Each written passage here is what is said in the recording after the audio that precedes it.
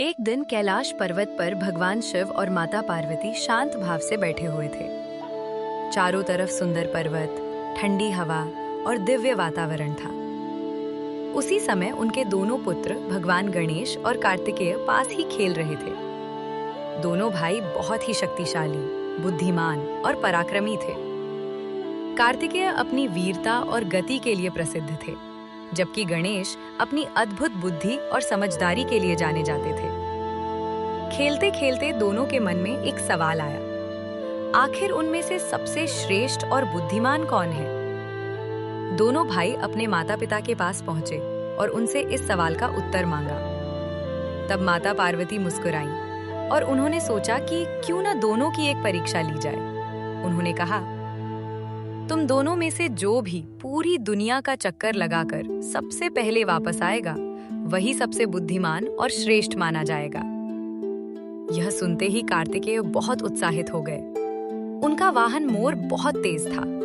वे तुरंत मोर पर सवार हुए और आकाश में उड़ते हुए पूरी पृथ्वी का चक्कर लगाने के लिए निकल पड़े।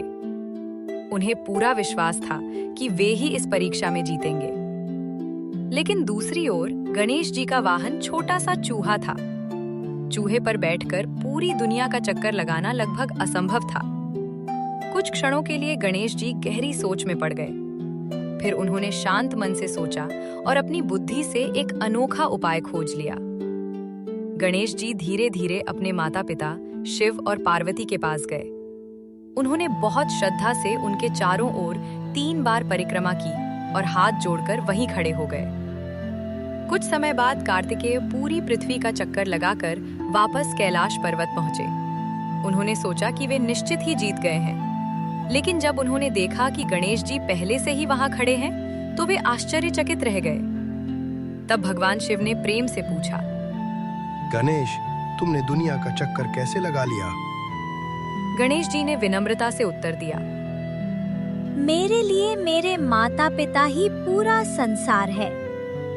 उनकी परिक्रमा करना ही पूरी दुनिया की परिक्रमा करने के समान है।